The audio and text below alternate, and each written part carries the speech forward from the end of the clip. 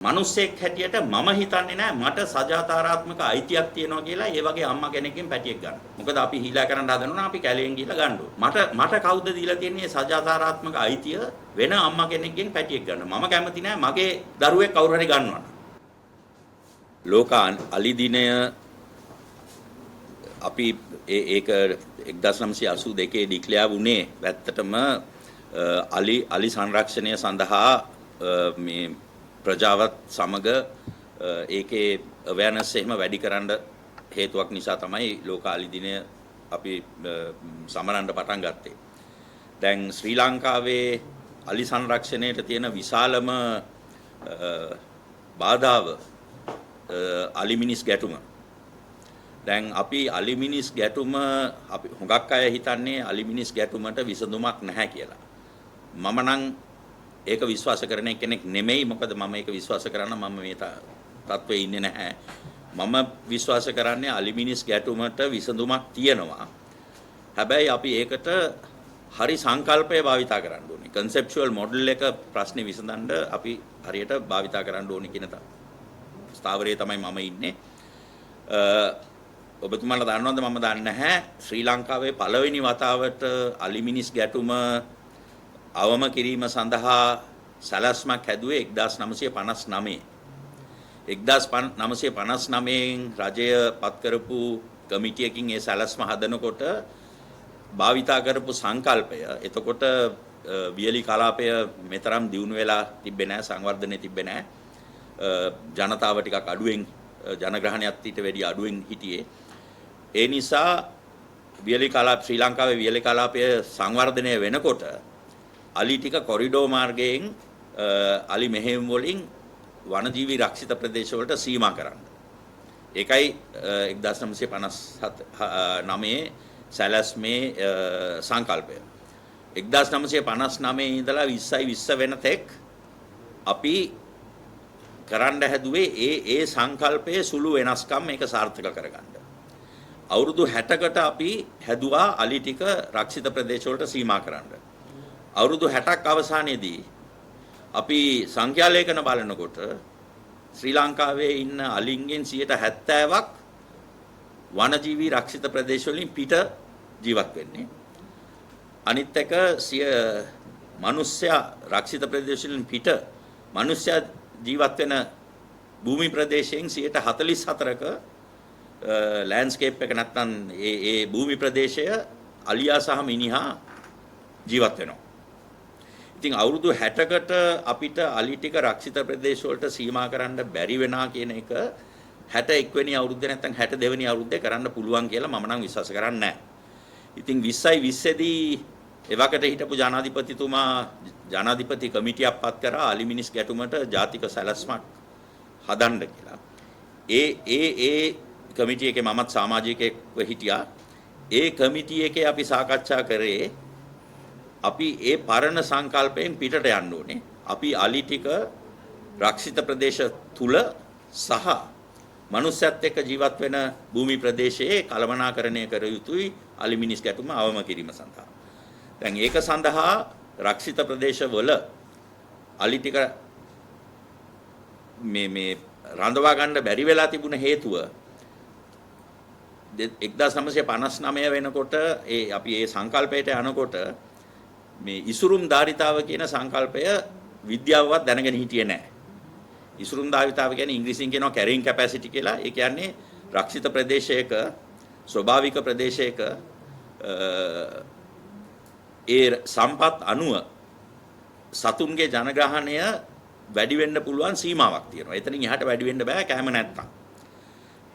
ඉතින් අපේ රක්ෂිත ප්‍රදේශ 1930 ගණන් වලින් පස්සේ ඩික්ලෙයාර් කරාට ඒ ස්වභාවික පරිසර පද්ධතිය අවුරුදු 100 ගණනක් එහෙමම තිබිලා තියෙනවා. ඒ කියන්නේ ඒ ස්වභාවික පරිසර පද්ධතියේ ඉන්න පුළුවන් අලි සංඛ්‍යාව දැනටමත් ඉන්නවා. ඉතින් අපි කරන්න හැදුවේ ඒකට තව අලි ටික අලි මෙහෙයුම් වලින් පන්නලා ගිහිල්ලා රක්ෂිත ප්‍රදේශ වලට සීමා කරන්න. ඒක හරියට මම උදාහරණයක් ගත්තොත් දැන් මේ වතුර අපි කියමු රක්ෂිත ප්‍රදේශයේ වතුර වීදුරුව කියලා. ඒකේ ඉසුරුම් ධාරිතාවයේ ජලය නම් පිරීලා තියෙන වතුර වීදුරුවකට අපි වතුර ජෝගුවක් දාන්න හැදුවොත් දා ගන්න පුළුවන්. ඒක ඉතිරිලා යනවා. ඉතින් දැනට වෙලා තියෙන්නේ අපි රක්ෂිත ප්‍රදේශ වලට අලි මෙහෙයුම් කරලා සීමා කරන්න හැදුවට අලි ටික එළියට එනවා. ඒකයි 70%ක් එළියේ ඉන්නේ. ඒ නිසා තමයි 2020 සැලැස්මේ අපි හිතුවේ අපි අලි ටික රක්ෂිත ප්‍රදේශ තුල සහ රක්ෂිත ප්‍රදේශ පිට කළමනාකරණය කළ යුතුයි කියලා. ඉතින් රක්ෂිත ප්‍රදේශ තුල අලින්ට ජීවත් වීම සඳහා වමනා සම්පත් තියෙනවා. ජලය වමනයි, කැම වමනයි. ඉතින් අපේ රක්ෂිත ප්‍රදේශ වනජීවී රක්ෂිත ප්‍රදේශ සහ වන සංරක්ෂණ රක්ෂිත ප්‍රදේශ දෙකේම ස්වභාවික පරිසරයක් තියෙනවා නම් අලි ඉන්නවා එකේ. ඉතින් අපි ඒ වාගෙන් අඩුපාඩු ටිකක් තියෙනවා. අපි ඒක සපයලා දෙන්න ඕනේ. ඊට අමතරව රක්ෂිත ප්‍රදේශයෙන් පිට ඉන්න අලි ටික දැන් අපි එතකොට අලි ටික රක්ෂිත ප්‍රදේශවල සීමා කරන්න බැරි නිසා අපි බලන්න ඕනේ රක්ෂිත ප්‍රදේශවලින් පිට ජනතාව සහ ගොවිතැන ආරක්ෂා කිරීම සඳහා. ඉතින් 2020 සැලැස්මේ යෝජනා කරලා තිබුණේ ගම්මාන වටේ ස්ථීර විදුලි වැටවල් ප්‍රජාමූල විදුලි වැටවල් ඉදිකරන්න ගම බේරගන්න. අලි ගමට එන එක නවත්තන්න සහ කුඹුරු යායවල් වටේ කාලීන සීසනල් පැඩිෆීල් ෆෙන්ස් එකක් කියලා කාලීන විදුලි වැටක් වගා කරන්න ආරම්භ කරනකොට ගොවි සංවිධානය විසින් වැට ඉදි කරනවා. අස්වැන්න නෙළුවට පස්සේ වැට ගලවනවා. මොකද ඊට පස්සේ ගොවි මහතුරු ඉඩමේ නැහැ. අස්වැන්න නෙළුවට පස්සේ ස්ථීර වැටක් තිබ්බොත් අපි අලි ඉපනල්ල කණ්ඩ එනවා. අපි එතකොට අලින්ට මේ වැටවල් කඩන්න පුහුණු මධ්‍යස්ථානයක් හදනවා වගේ තමයි වැටක් කඩලා කෑම ඇතුලේ තියලා කවුරුත් වැට රකින්න කවුරුත් නැත්තම්. ඒ නිසා තමයි අපි යෝජනා කරලා තිබුණේ ඒ වැට ගලවලා ගමට ගෙනියන්න ඕනේ ඊළඟ කන්නේ වෙනකල්. ඒ අතරතුරේ අලිය ඇවිල්ලා ඉපනල්ල කෑවට හානියක් වෙන්නේ නැහැ. ඒක සහජීවන මොඩල් එකක්. මේ ගම්මාන ප්‍රජාමූල ගම්මාන වට තියෙන මේ ග්‍රාමීය විදුලි වැටවල් සහ කුඹුරු යායවල් වටේ තියෙන වැටවල් මූලිකවම ශ්‍රී ලංකාවට ඉන්ට්‍රොඩියුස් කරේ ආචාර්ය ප්‍රිතිවිරාජ් ෆර්නෑන්ඩෝ මහත්තයා සහ එතුමාගේ සංරක්ෂණ සහ පරිශන ආයතනය. දැනට ශ්‍රී ලංකාවේ ගම්මාන 50ක් වගේ වටේ වගේ වැටවල් තියෙනවා. කුඹුරු යායවල් 30ක් වටේ ඒ වගේ CCR ආයතනයෙන් කරපු වැටවල් තියෙනවා. සමහර ඒවා අවුරුදු 15කට සාර්ථකව තියාගෙන තියෙනවා. ඒ කියන්නේ මේ සංකල්පයෙන් කරගෙන ගියොත් මේක අපිට විසඳන්න පුළුවන් කියලා මම හිතනවා. දැන් 2020 සැලැස්ම හැදුවට අපි ඒක ක්‍රියාත්මක කරන්න රජයෙන් අනුමැතිය ලැබුණේ 2023. ඉතින් 2023 ආර්ථික ප්‍රශ්න තිබුණ නිසා රටට 2022 ආර්ථික තත්ත්වය නිසා වැඩි රජයෙන් මුදල් තිබ්බේ නැහැ ඒ සැලැස්ම ක්‍රියාත්මක කරන්න. අපි ලෝක බැංකුව සහ ආසියානු සංවර්ධන බැංකුවේ වාරි මාර්ග ප්‍රතිසංස්කරණ ව්‍යාපෘති තිබ්බා. අපි ඒ ව්‍යාපෘති වලට සාකච්ඡා කරා. වාරි මාර්ග ව්‍යාපෘති ප්‍රතිසංස්කරණය කරන්නේ ජලය වැඩි වෙන්න කෘෂි කර්මය සඳහා. වැඩිම වී වගාව සඳහා. හැබැයි අලි ඇවිල්ලා වී කණ්ඩ පටන් ගත්තොත් ඒ ආයෝජන කරපු මුදල් ඔක්කොම අපරාධේ. ඉතින් කුඹුරු යායවල් වටේ වැටවල් ගහන එක ඒ වාරි මාර්ග ව්‍යාපෘතියේ වගකීමක් කියලා අපි ලෝක බැංකුවටයි ආසියානු සංවර්ධන බැංකුවටයි යෝජනා කරා. එතුමන්ලා ඒක පිළිගත්තා. ඉතින් 2024 අවුරුද්දේ ඒක ඉවර කරනකොට 2023 අවසන් වෙලා තිබුණා. 24 අවුරුද්දේ මේ වැටවල් ඉදිකරන්න පටන් ගත්තා. කුඹුරු යායවල් 300ක් වටේ ගොවි ජන සංවර්ධන දෙපාර්තමේන්තුව මගින් ඒ කුඹුරු යායවල් වටේ වැටවල් ඉදි කරා. ඉතින් හැම අවුරුද්දෙම අලි මැරෙන සංඛ්‍යාව වැඩි වෙනවා. 2023 අවසානයේදී අලි 400 2023 අවසානයේදී අලි 488ක් මැරිලා හිටියා වනජීවි සංඛ්‍යා ලේඛන අනුව. 2024 අවසානයේදී ඒක 388ට අඩු වුණා. 120කින් අඩු වුණා.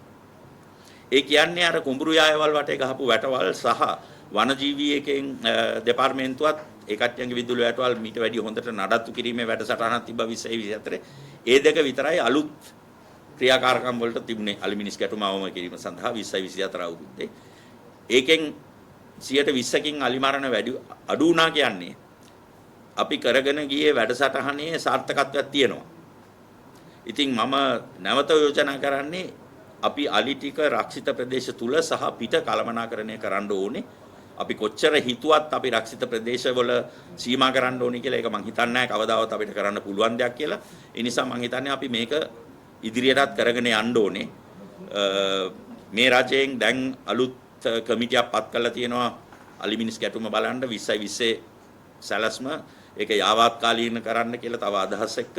ඉතින් මම බලාපොරොත්තු වෙනවා මේ පාරත් ඒක අලි ටික රක්ෂිත ප්‍රදේශ තුල සහ පිට කළමනාකරණය කරන්න එකඟත්වයක් ඇති වෙයි කියලා. මොකද ඒක කරොත් අපිට මං හිතන්නේ අවුරුදු 5-10ක කාලයක් තුල මේක අවම කරගන්න පුළුවන්. හැබැයි මම එකක් කියන්න කැමතියි කවදාවත් අලි මිනිස් ගැටුම නැති කරන්න බෑ. අලි මිනිස් ගැටුම නැති කරන්න පුළුවන් එක්කෝ මිනිස්සුયો නැති වෙන්න ඕනේ නැත්නම් අලි නැති වෙන්න ඕනේ. දැන් කොළඹ අලි මිනිස් ගැටුමක් නැහැ මොකද මිනිස්සුયો විතරයි ඉන්නේ අලි නැහැ. දැන් යාල ජාතික වන උද්‍යානය තුල අලි මිනිස් ගැටුමක් නැහැ මොකද නිවාසික මිනිස්සුયો නැහැ අලි ඉන්නවා. හැබැයි අලි මිනිස්සු එක භූමි ප්‍රදේශයක් එකට සහජීවණයෙන් ඉන්නවා නම් ගැටුම ඇති වෙන්න පුළුවන්. අපිට කරන්න පුළුවන්නේ ගැටුම කළමනාකරණය කළ හැකි තත්වයකට අවම කිරීම පමණයි. ඉතින් අපි ප්‍රායෝගික වෙන්න ඕනේ අපිට ඒක තමයි කරන්න පුළුවන්නේ. හැබැයි ඒක කිරීමේ හැකියාවක් නැහැ කියලා නම් මම විශ්වාස කරන්නේ නැහැ. මම විශ්වාස කරන්නේ ඒක අපිට කරන්න පුළුවන් කියලා. ඉතින් මම නැවත කියන්නේ අපි ඒ වගේ සංකල්පයකට ගියොත් මේ ප්‍රශ්නය ගොඩක් දුරට අවම කරන්න පුළුවන් වෙයි. අනිත් එක අපි බලන්න ඕනේ මේ සැලැස්මේ නැති ඒවා ටිකක් මම කතා කරන්න කැමති.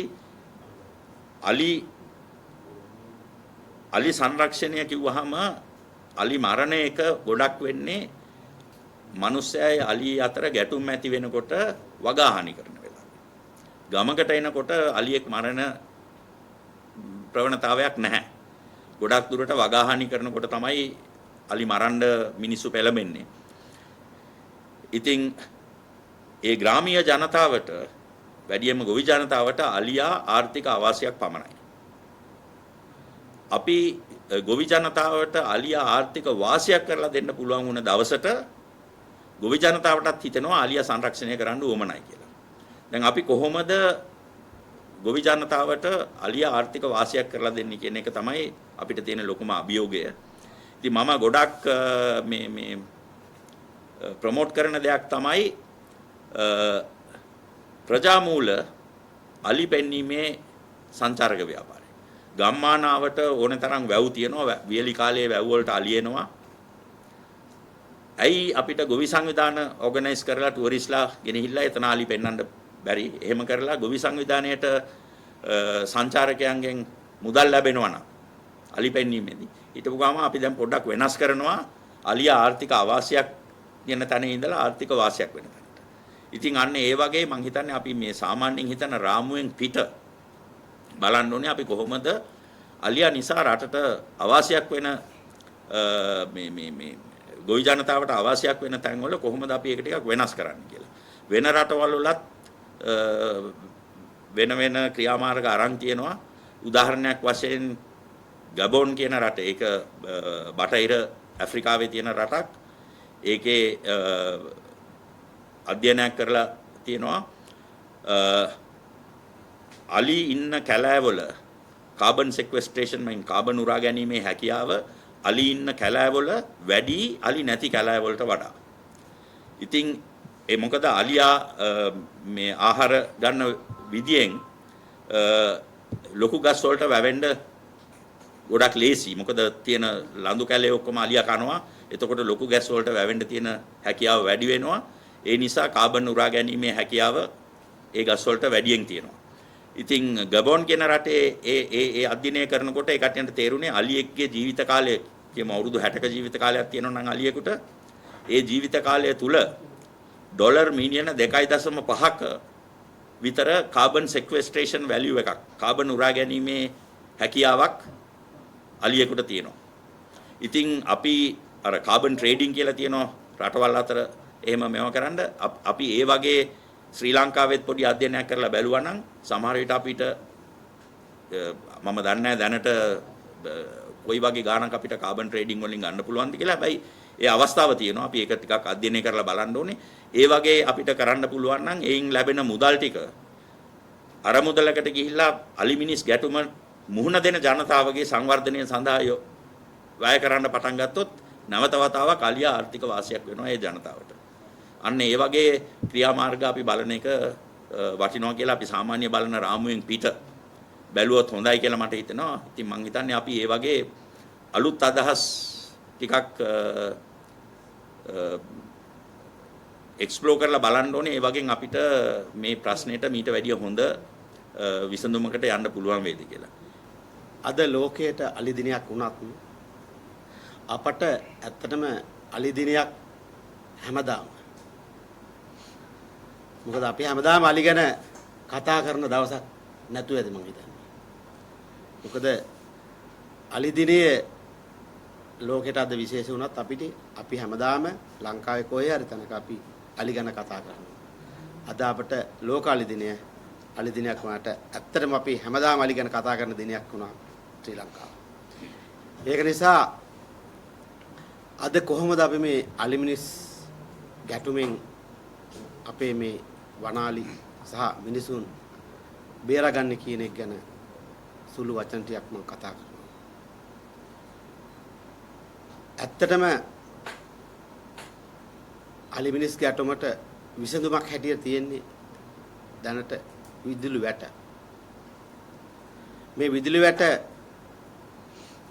අපේ මහාචාර්යතුමා කිව්වා වගේ හරියට කළමනාකරණය කරගත්තොත් අදාළ ස්ථානයේ විද්‍යානුකූලව ඉදිකරොත් තමයි මේ විදුලි වැටෙන් නිසි ප්‍රයෝජනයක් ගන්න පුළුවන් වෙන්නේ. එහෙම නැතුව විදුලි වැට Tamanට හිතන තැන්වල ඉදි කරලා Tamanට කැමති තැන්වල විදුලි වැට ඉදි කරලා අලි වැට කඩාගෙන යනවා කියලා මිනිස්සු කියනවා. නමුත් මේකේ තියෙන ඉතා සුළු තාක්ෂණික දැනුමක්. ඒ සුළු තාක්ෂණික දැනුම මම හිතන්නේ වසර 20කට වැඩි කාලයක් ගිහිල්ලා තාම මේ තාක්ෂණික දැනුම අපි ප්‍රයෝගී කරගන්නේ නැත්නම් අපි මේ ගැන අවධානය යොමු කරන්නේ නැත්නම් අපි වියදම් කරන මුදල් කොහෙද යන්නේ? නිකන් ගඟට ඉනි කපන්නා වගේ වෙනව නේද? මම යෝජනා කරන්නේ මේ සෑම විදුලි වැටක්ම අධීක්ෂණය කළ යුතුයි. අවශ්‍ය තාක්ෂණික දැනුම අදාළ පෞද්ගලික හෝ පෞද්ගලික නොවන ආයතන වලින් සහ රාජ්‍ය ආයතන වලින් ලබා ගත යුතුයි. මේ වෙනුවෙන් කවුද පෙළ ගැහිලා ඉන්නේ? මේ වෙනුවෙන් කොහොමද අපි මේ දැනුම ලබා ගන්නේ? විවිධ ආයතන, විවිධ ස්ථාන අපිට තියෙනවා මේ දැනුම ලබා ගන්න.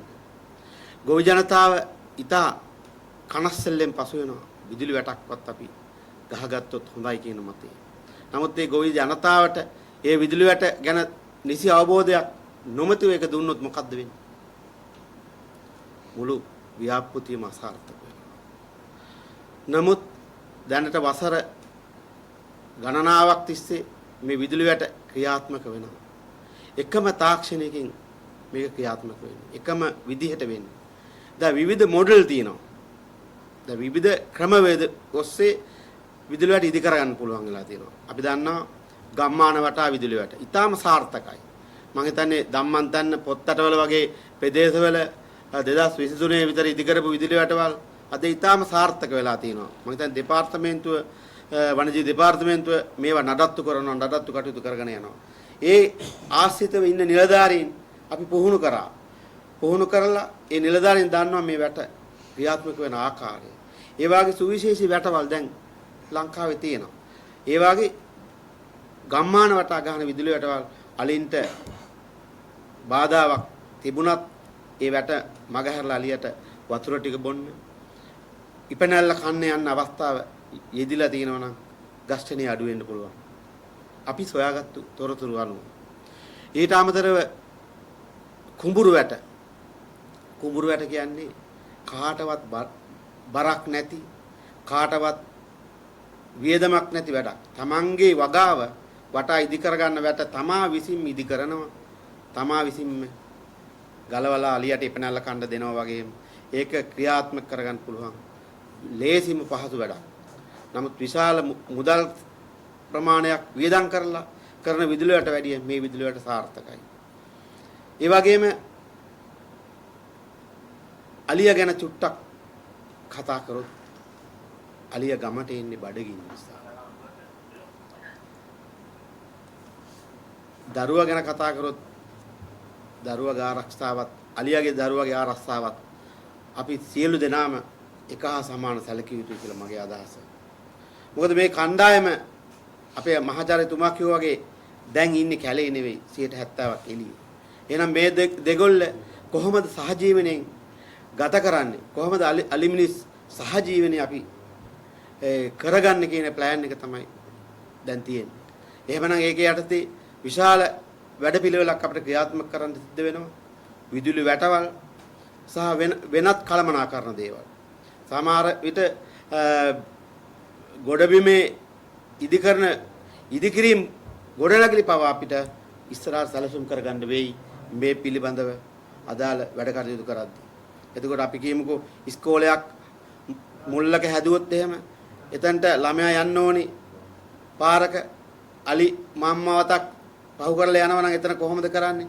අපි ඒ තැන තියෙනවා නම් අයින් කරලා ඒක නිසි තැනකට අරන් යා යුතුයි. එතකොට අලි මංකඩවල් විවෘත කළ යුතුයි. අඩුම ගානේ ගමට එන තියෙන ටික හරි අලියට කෙටි මං දිග මාර්ග නෙවෙයි කෙටි අලිමං විවර කළ යුතුයි කියන එක මගේ අදහසක්. මේ හැම දෙයක්ම කරලා තමයි අපිට මේ අලිමිනිස් ගැටුමට සහජීවනය එකතු කරන්න යම්කිසි කර්තව්‍යයක් කරන්න අපිට පුළුවන් වෙන්නේ. එහෙමනම් දැනට මං හිතන්නේ අලි වැටවල් විශාල ප්‍රමාණයක් ලංකාවේ ඉදි කරලා තියෙනවා. ඒවා නියාමනය කරන්න විශාල නියාමන පිරිසක් මං හිතන්නේ දැන් බඳවගෙන ඉන්නවා. ඒ නියාමන පිරිසට නිසි දැනුමකුත් ලබා දීම සුදුසුයි. ඒ නිසි දැනුම අලි වැට ගැන තාක්ෂණික දැනුම ලබා දිය යුතුයි.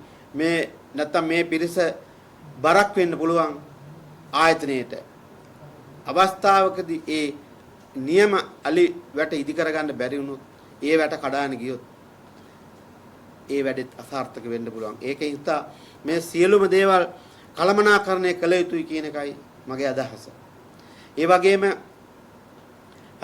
වනයේ දැන් එලිනෝ තත්ත්වයක් වගේ නියගයක් ආවම සමහර තැන්වල අපට ජලයේ බිඳක් හොයාගන්න බැරි තැන් තියෙන්න පුළුවන්. එහෙමනම් අපි මොනවාද කළ යුත්තේ? අලි වෙනුවෙන් සුපෝෂණ වැඩසටහන් ක්‍රියාත්මක කළ යුතුයි. ආහාර ජලය වැනි ක්‍රියාමාර්ග අපි ලබා දිය යුතුයි. මේක මෙම දේවල් ස්වභාවික ලබා දෙන්න බැරි වුණත් මගේ අදහස නම් අපිට ලබා දෙන්න පුළුවන් නම් කෘත්‍රිමව හරි භූගත ජලය නියම කළමනාකරණ ක්‍රමවේදයකට උඩට අරගෙන වියලී යන ජල මූලාශ්‍රයක් හරි ජල තටාකයක් හරි පුරවන්න පුළුවන් නම් ඒ සත්තු ගමට වදින එක අඩු වෙනවා. වතුර බිඳක් ඇඟ තෙමා ගන්න නාන්න පුළුවන් විදිහේ පොකුණක් වගේ දේවල් ඉදි කරන්න පුළුවන් නම් මම හිතන්නේ ඒක ඉතා වැදගත් වෙනවා කියලා මම අද දිනේ ප්‍රකාශ කරනවා. ඒ වගේම අලින් වෙනුවෙන් යම්කිසි ව්‍යාපෘතියක් අපි කියමු ව්‍යාපෘතියක් කරනවා නම් ඒ ව්‍යාපෘතියේ ඉඩම් අක්කර 100ක් ගන්නවා නම් අක්කර 10ක් හරි සුපෝෂණ වැඩසටහනක් ක්‍රියාත්මක කරොත් ඉපනැල්ලක් හැදුවොත් එහෙම නැත්නම් අර ඉස්සර බවුන්ඩරි වැට කියනවා අපි හේනක් කොටනකොට කුරුළු කොටුව කියලා ඉතුරු කරනවා. ඒ වගේ බවුන්ඩරියක් ඉතුරු කරලා මේ සත්තුන්ට මේක විඳින්න සැලසුවොත් හොඳයි කියන අදහසින් මම අද මේ කතාව අවසන් කරනවා. මම ඉන්ඩිපෙන්ඩන්ට් රිසර්චර් කෙනෙක්. ඉතින් අපි මේ අලිමිනිස් ගැටුම විසඳන්න මේ ඒ ප්‍රශ්නෙට උවමනා කරන දත්ත හොයන එක තමයි අපි පරීක්ෂණ වලින් කරන්නේ. දැන් අලි දැන් වැටවල් ගහනකොට උනත් මෙතෙක් කල් අපිට හිතන්න පුළුවන් ඇයි වැටවල් මෙච්චර අසාර්ථක වෙලා තියෙන්නේ. ඇත්තටම අපි විදුලි වැටවල් දිහා බැලුවොත් වනජීවී සංරක්ෂණ දෙපාර්තමේන්තුවෙන් ඉදි කරලා තියෙන වැටවල් වලින් 70%ක් පමණ ඉදි කරලා තියෙන්නේ වනජීවී සංරක්ෂණ දෙපාර්තමේන්තුවේ ඉඩමේ පරිපාලන මායිමේ. වනජීවී ඉඩම් වලට අනිත් පැත්තේ තියෙන්නේ වන සංරක්ෂණ ඉඩම් හොඟක් දුරට. ඉතින් අලියට තේරෙන්නේ නැහැ මිනිස්සු ඉදි කරලා තියෙන පරිපාලන මායිම් අලියා ඇවිදින්නේ පරිසර පද්ධතිය අනුව. දෙපැත්තම එක පරිසර පද්ධතිය තියෙනවා නම් වැට කඩලා යනවා අලින්ට ඊට පස්සේ ගමට එන්න කිසිම බාධාවක් නැහැ. ඉතින් අපි අර සැලැස්මේ 20 සැලැස්මේ යෝජනා කරලා තියෙන්නේ දැනට තියෙන ස්ථිර විදුලි වැටවල් වනජීවි දෙපාර්තමේන්තුවේ පරිපාලන මායිමෙන් ඔබට ගිහිල්ලා සංවර්ධනයයි අලියාගේ පරිසර පද්ධතියයි සංවර්ධනයයි අතර තියෙන මායිමේ ඉදි කරන්න ඕනේ. මොකද ඒ වැටවල් තියෙන්නේ බවුන්ඩරි ඩිමාර්කේෂන් වලට නෙමෙයි. මායිම් සීමා කරන්න නෙමෙයි අලියයි මිනිහයි වෙන් කරන්න. ඉතින් අලියට තේරෙන තැන තමයි මේ වැටවල් ගහන්න ඕනේ. ඉතින් ඒක තමයි කරන්න ඕනේ පළවෙනිම දේ. හැබැයි ඒකට වනජීවි දෙපාර්තමේන්තුවට ගොඩක් ප්‍රශ්න තියෙනවා කරන්න ඒක. මොකද ජනතාව ඒකට විරුද්ධ වෙනවා. මොකද ජනතාව හිතන්නේ වැට මාරු කරොත් ජනතාවට ඇතුළට සමහර විට ඔය රක්ෂිත ප්‍රදේශ තුල කරන ගොවිතැන් එහෙම කරන්න බැරි වෙයි කියලා. ඉතින් මං හිතන්නේ අපි ඇඩ්‍රස් කරන්න ඕනේ මේ ප්‍රශ්නේ. විදුලි වැට කියන්නේ මායිම් සීමා කරන එකක් නෙමෙයි. තමන් කරන වැඩේ කරගන්න පුළුවන්. හැබැයි වැට වෙනස් කරන්න ඕනේ. අන්න ඒ වගේ වැඩසටහන් ආරම්භ කරොත් තමයි මේක අපිට විසඳන්න පුළුවන් වෙන්නේ. ඉතින් මම ගොඩක් කරන පරිශ්‍රණ වලින් දැන් අපි හුඟක් දුරට අලිමිනිස් ගැටුම විසඳන්න හදලා තියෙන ශ්‍රී ලංකාවේ මිනිස්සුන්ට ඕන විදියට. දැන් ඔබතුමායි මමයි අතර ගැටුමක් තියලා ඒක මට ඕන විදියට විසඳුවා නම් මං හිතන්නේ ඔබතුමා සතුටු වෙයි කියලා ඒකට. ඒ වගේ වැඩක් තමයි වෙලා තියෙන්නේ අලියත් එක්ක. දැන් තමයි අපි බලන්නේ කොහොමද අලියාගේ වමනාකමුත් මේ සපුරලා දෙන්න ඕනේ මේ ප්‍රශ්නේ ආවම කරගන්න. ඉතින් අපි අර ග්‍රාමීය විදුලි වැටවල් වල තත්ත්වයට ආවේ ඒ වගේ වනිසා. ඉතින් අනාගතයේත් අපි ඒ වගේ වැඩසටහනක් කරගෙන ගියොත් කොහොම හරි අපි පිළිගන්න ඕනේ ශ්‍රී ලංකාවේ අලි සහ මිනිස්සයෝ සහජීවනයෙන් රක්ෂිත ප්‍රදේශ වලින් පිටත් ජීවත් වෙන්න ඕනේ කියලා. ඒක අපි පිළිගන්න ඕනේ. මොකද අපි ඒක පිළිගත්තේ නැතුව රක්ෂිත ප්‍රදේශ වලට විතරක් සීමා කරන්න හැදුවා නම් ඒක අවුරුදු 60 දැන් අවුරුදු 65ක් වෙලා තියෙනවා. අවුරුදු 65කට කරන්න බැරි වෙච්ච දෙයක් අපිට කරන්න බෑ. ඒ නිසා අපි නැවත එතෙන්ට යන්න ඕනේ. හැබැයි අපි අලියාගේ හැසිරීම අලියාගේ ජීව විද්‍යාත්මක වමනාකම් සහ අලියාගේ රේන්ජින් පැටර්න් එක නැත්තම් අඩවිය අපි අඳුරාගෙන ඒ සතාට ඒ වමනාකම් සපුරලා දෙන්න ඕනේ. එහෙම තිබ්බොත් අපිට මේක අවම කරගන්න පුළුවන්. ටූරිසම් ගැන කතා කරන්නේ ටූරිසම් වලට දැත්තර ලංකාවේ ටූරිසම් ගැන කතා කරනවා. ගොඩක් වෙන දෙයක් තමයි සත්තු ගැන ගත්තොත් අලියා. අපේ ප්‍රධාන මේ සතෙක් හැටියට.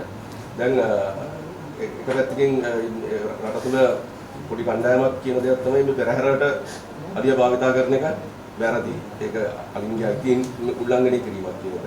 අනිත් පැත්තෙන් තමයි අලින්ව රැකගන්න තව එක ක්‍රමයක් තමයි අලින් ඇතිකරන්න පුළුවන් පුද්ගලයන්ට දුන්නොත් හොඳයි සහ නරකයි කියන අදහස් දෙකම තියෙනවා. ඔබතුමා කොහොමද දකින්නේ මේ අලින් හිමිකරුවන්? මොකද අපිට අලියෙක් රකින්න බෑනේ. මිනිහෙක් අලියෙක් මේ ගන්නේ මාසකටවත් මොකටවත් නෙමෙයිනේ. අලියා ආරක්ෂා වෙන්න. ඒ අලියා ආරක්ෂා වෙන්න මිනිස්සුන්ට පුළුවන් හැට අලි දෙන එක වැරදිද? අලියා ගන්නෙ කොහොමද? එතන තමයි තියෙන්නේ. ඒක තමයි ඔබතුමාලා වැඩිහත් වෙන්න ඕනේ. දැන් මම විශ්වාස කරන්නේ මම රටේ නීති තියෙනවා. මම විශ්වාස කරන්නේ රටේ නීති අනුව වනයෙන් අලි පැටියෙක් අල්ලා ගන්න එක නීති විරුද්ධයි. අලියෙක් අල්ලා ගන්න එක නීති විරුද්ධයි. හරි? ඉතින් මම නම් විශ්වාස කරන්නේ නැහැ වනයෙන් අලි පැටව අල්ලා ගන්න එකට මම සම්පූර්ණයෙන්ම විරුද්ධයි. මොකද අපි අලි පැටියෙක් හුඟක් වෙලාවට මේ ගිය සතියේත් මේ අගෝස්තු මාසේ 1 වෙනිදා 2 වෙනිදා පෙරදිනේ විශ්වවිද්‍යාලයේ ශ්‍රී ලංකා එලිෆන්ට් කොන්සර්වේෂන් සමිට් කියලා එකක් වැඩසටහනක් තිබ්බා දවස් දෙකක. පළවෙනි දවසේ මේ හීලාලින්ගේ අයිතිකාරයන්ුත් හිටිය පළවෙනි දවසේ සාකච්ඡාව තිබෙ හීලාලින්ගේ මම සහභාගී වුණේ දෙවෙනි දවසේ සාකච්ඡාවට ඒක වනාලි ගැන. එදත් සාකච්ඡා වුණ පරිදි මම සතුටුයි කියන්නේ හීලාලි අයිතිකාරයන්ගේ සංගමය පැනල් ඩිස්කෂන් එක හිටියා. එතන ඒ කට්ටියමුත් ඒගොල්ලත් කිව්වේ වනයෙන් අලි අල්ලගන්න අදහසක් නැහැ කියලා. රජයෙන් ඉල්ලීමක් කරන්නෙත් නැහැ කියලා. ඒ කට්ටියන් බලන්නේ තමන්ගේ අතර තියෙන හීලා අලි අතර පෙරහැරට අඩු වෙන අලි සංඛ්‍යාව හොයාගන්න. දැන් මම වනයෙන් අලි අල්ලගන්න එකට මම විරුද්ධයි කියලා කියන්නේ අලින්ගේ හැසිරීම අධ්‍යයනය කරන කෙනෙක් හැටියට පෙරහැර වලට එහෙම පාවිච්චි කරන්න පුළුවන්නේ පැටවු අරගෙන පැටවුන්ව පුහුණු කරන්න ඕනේ පෙරහැර වලට පාවිච්චි කරන්න. පැටියෙක් අල්ලා ගන්නවා කියන්නේ අම්මා කෙනෙක්ගෙන් පැටියෙක් ගන්න එක.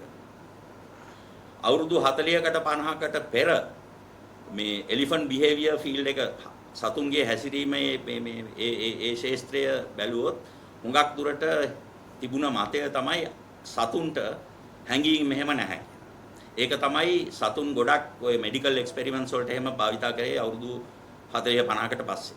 හැබැයි දැන් එලිෆන්ට් බිහේවියර් ෆීල්ඩ් එක වෙනස් වෙලා ඒකේ එලිෆන්ට් නෙමේ වයිල්ඩ් ලයිෆ් බිහේවියර් ෆීල්ඩ් එක ඇනිමල් බිහේවියර් ෆීල්ඩ් එක ඊට වැඩිය ගොඩක් ඉදිරියට ගිහිලා තියෙනවා. සතුන්ට හැංගීම් තියෙනවා.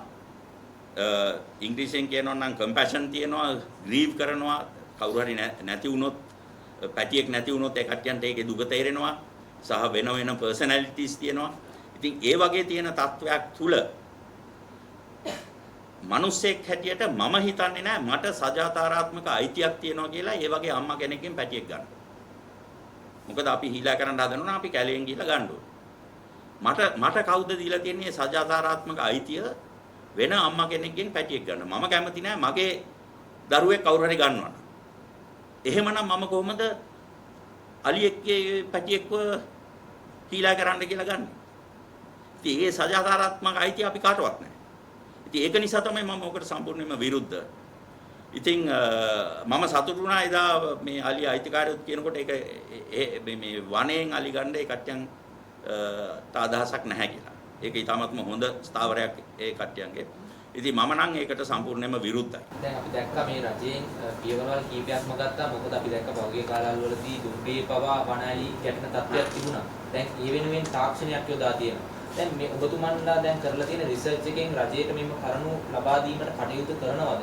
ඉදිරියේදී දැන් එතුමා කියපු විදිහට එලිනෝ තත්ත්වයක් අපේ රටට බලපානවා. එතකොට වනාලි ගම්බදින එක වැඩි වෙනවා. මේ තත්ත්වය පිළිබඳ මේ මැනේජ් කරගන්න මොකද දැන් තියෙන දැනටම පාර්ලිමේන්තුවේ පාර්ලිමේන්ටරි ක්ලයිමට් කෝකස් කියලා එකක් පත් කරලා තියෙනවා. රාජ්‍ය සහ විපක්ෂය හවුලේ කරන කමිටියක්. ඒ කමිටිය මාර්ගෙන් එල්නිනෝ තත්වයකට ශ්‍රී ලංකාවේ මොනවද කරන්න පුළුවන් කියලා සාකච්ඡා දැනටමත් වේගන යනවා.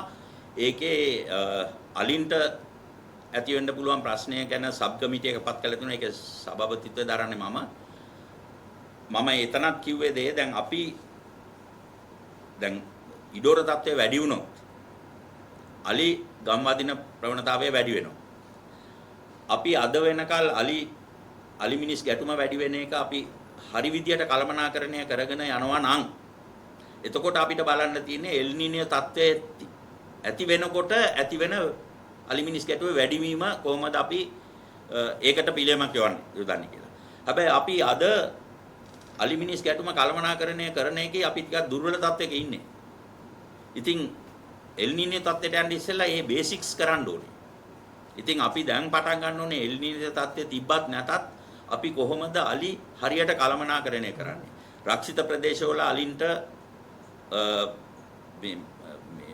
හැබිටට් එන්රිච්මන්ට් වලින් වමනා ආහාර ලබා දෙන්න ඕනේ. ජලය ලබා දෙන්න ඕනේ. ඒ රක්ෂිත ප්‍රදේශ වලින් පිට ජල මුල්හස් තියෙන්න ඕනේ අලින්ට සහ වනජීවීන්ට එල් නිනෝ කාලේ වතුර බොන්න සහ කැම තියෙන්න ඕනේ. ඉතින් රක්ෂිත ප්‍රදේශ වලින් පිටත් මෙච්චර අලි ඉන්නේ කැම තියෙන නිසා. right ඉතින් ඒ වගේ ඒවා අපි තව මේ සුපෝෂණය කරන්න ඕනේ අලින්ට ජීවත් වෙන්න මේ එල් නිනෝ තත්ත්වෙ තිබ්බා ඇති වුණා. ඉතින් අපි බලන්න ඕනේ මේක දිහා එල් නිනෝ තත්ත්වෙ විතර නෙමෙයි මොකද අපි හරියට කරලා නැති නිසා මුළු එකම කොහොමද අපි අලි මිනිස් ගැටුම අවම කරන්නේ කියලා. එල් නිනෝ කැලේ විතරක් බලන්න බෑ කියලා තමයි මගේ විශ්වාසය.